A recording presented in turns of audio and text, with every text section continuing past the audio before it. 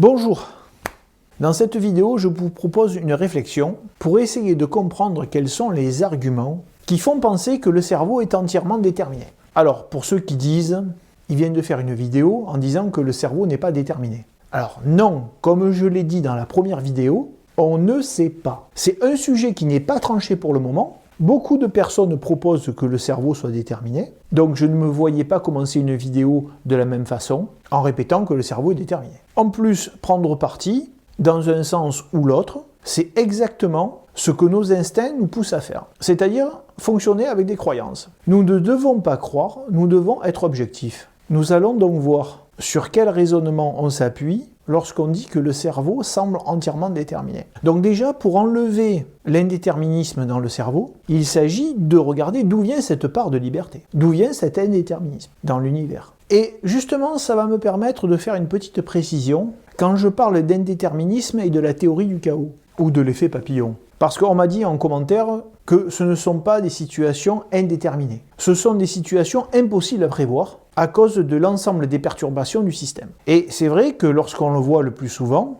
lorsqu'on parle de l'effet papillon, on l'entend dans ce sens. Mais ce qui est intéressant, ce sont les conditions limites. C'est-à-dire qu'il faudrait une précision infinie, des conditions initiales entre autres, pour que le système ne dérive pas. Et comme cette précision infinie est impossible à obtenir, et même si on travaille sur des objets macroscopiques, on finit par avoir une trajectoire indéterminée. Voici un petit schéma qui résume les 3 phases que l'on peut obtenir pour un système chaotique, que ce soit un système météorologique ou le double pendule ou autre. La première phase, il reste prévisible. Nous savons prévoir la trajectoire de l'objet et où il va se situer, car le manque de précision sur les conditions initiales et les perturbations du système reste négligeable. En phase 2, on ne peut plus prévoir l'état de notre système, à cause de l'ensemble des incertitudes qui s'y appliquent. Mais le système n'est pas pour autant indéterminé. Il est juste imprévisible. C'est ce que l'on appelle le plus souvent l'effet papillon. En phase 3, nous sommes tellement éloignés des conditions initiales du système que le système n'est pas non seulement imprévisible,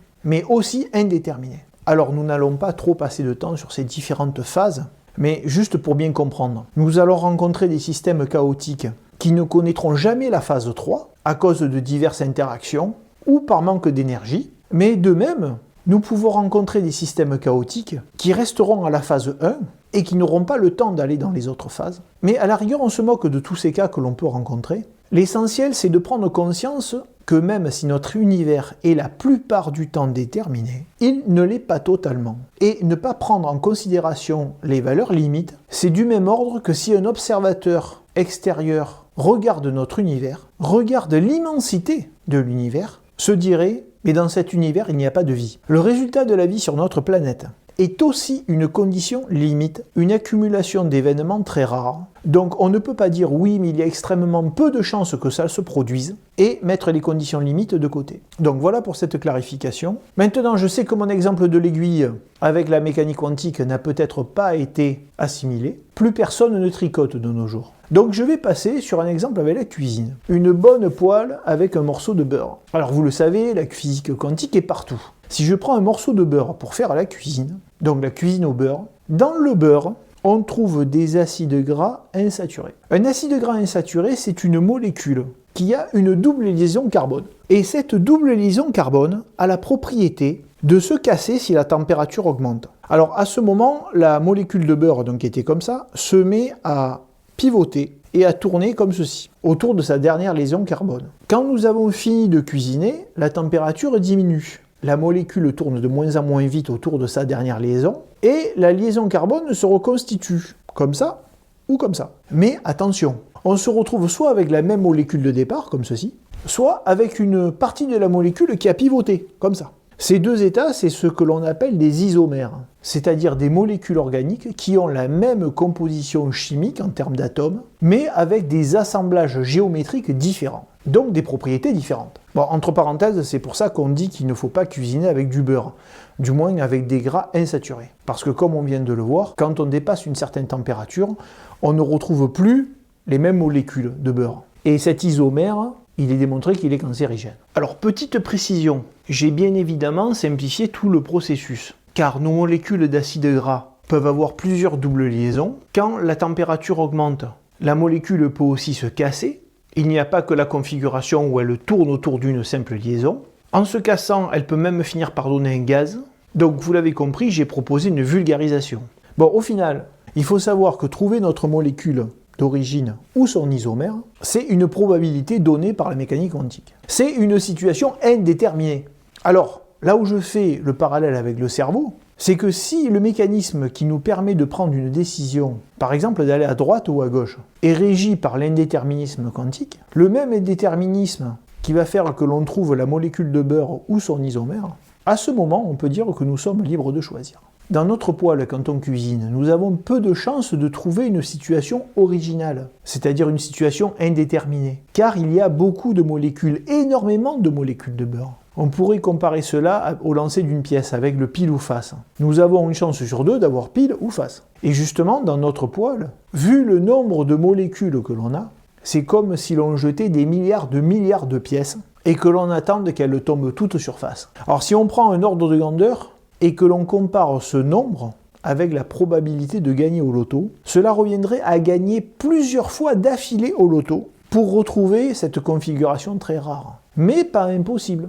Donc même si le monde n'est pas 100% déterminé, il reste quand même très prévisible. Au niveau du cerveau, si l'on raisonne pour savoir s'il est libre de penser, on peut dire que vu son volume, qui est bien supérieur à notre morceau de beurre, la mécanique quantique, donc l'indéterminisme, ne va pas plus s'exprimer que dans la poêle. Il a bien une chance d'arriver, mais si c'est pour que l'indéterminisme ne s'exprime pas plus souvent que gagner au loto, est-ce que l'on peut dire que notre cerveau est libre? Alors, on peut supposer que nos idées, notre pensée, ne sont pas issues de l'ensemble de notre matière grise. C'est peut-être un tout petit circuit dans notre cerveau qui fait naître notre façon de répondre à droite ou à gauche, ou oui ou non. Et l'indéterminisme pourrait s'exprimer qu'à partir peut-être de quelques neurones. Donc on va chercher un tout petit endroit dans le cerveau où pourrait avoir libre cours cet indéterminisme quantique. Regardons une cellule nerveuse, donc l'un de nos neurones. C'est relativement grand un neurone. Donc prenons une synapse, et plus particulièrement l'intervalle intersynaptique. C'est le plus petit endroit où on pourrait essayer de voir si l'indéterminisme quantique s'exprime. Et si l'on compare le volume de cet intervalle et que l'on fait un calcul sur les ordres de grandeur pour savoir quelles sont nos chances qu'une configuration originale apparaisse, on trouve toujours quelque chose de très rare, du même ordre que de gagner au loto. Donc à première vue, il ne semble pas que les cellules de notre cerveau, l'endroit où naissent nos pensées, soit suffisamment petit pour qu'un indéterminisme s'exprime. Alors je ne dis pas que nos pensées naissent dans l'intervalle intersynaptique. Mais si un élément aussi petit est déterminé, un ensemble de neurones l'est d'autant plus. En fait, pourquoi la nature cherche quelque chose d'indéterminé, d'imprévisible? Hormis notre impression d'avoir le choix, la nature a intérêt à créer une situation imprévisible. On imagine bien que si on doit faire un mouvement pour capturer une proie, que ce mouvement est toujours le même, il va être assez facile à esquiver. Alors que si le mouvement devient original par son accélération ou sa trajectoire, ça va être un avantage. Ce que l'on remarque, c'est qu'à première vue, dans la construction de notre système nerveux, obtenir cette réponse surprenante semble plus facilement atteignable par l'incalculabilité due aux perturbations du système que de chercher à faire s'exprimer l'indéterminisme quantique. Si le cerveau est déterminé, on retrouve les conclusions classiques que l'on peut voir sur les divers paradoxes, dont celui du bateau de Thésée. Ils sont suffisamment traités dans les livres ou sur Internet pour que je ne les répète pas. Et du coup, les conclusions sont bien différentes que si le cerveau était indéterminé. Alors, le raisonnement que je propose ne remet pas en question la vidéo précédente. En effet, nous venons de décomposer les mécanismes pour avoir un ordre de grandeur de ce qu'il se passe, un peu de la même manière comme si on regardait le mouvement d'un simple pendule par rapport à un double pendule. L'un est prévisible, l'autre n'est pas prévisible, donc la réduction nous cache des choses des fois. Dans ma première vidéo, je propose plutôt qu'il y ait un enchaînement de mécanismes instables qui créent un indéterminisme. Bien, on pourrait faire encore d'autres vidéos sur le cerveau. Dans tous les cas, déterminé ou pas, on n'a pas encore la connaissance pour savoir. En plus, la nature est tellement surprenante que l'on attend un résultat simple, mais il est souvent à contre-pied de ce que l'on avait imaginé. Par exemple, on pourrait imaginer que le cerveau est bien déterminé, mais que ce soit sa construction qui soit indéterminée. La construction au moment des connexions entre neurones ou au niveau du codage génétique. Il y a beaucoup d'autres mécanismes au niveau du cerveau qui sont très intéressants à étudier. Par exemple, au niveau de l'influx électrique, Dans un ordinateur, on trouve que le courant passe ou ne passe pas, c'est ce qu'on appelle le 1 ou le 0, alors que l'influx nerveux est plus subtil, il y a un seuil à partir duquel il déclenche une transmission de l'information. Voilà, je tenais à faire cette vidéo parce qu'au niveau du cerveau, j'ai beaucoup vu ce sujet traité d'indéterminisme ou de déterminisme, mais de manière littéraire. Et je pense que ce sujet, pour arriver à le trancher, il faut utiliser tous les pans de la pensée. Voilà, merci de m'avoir suivi.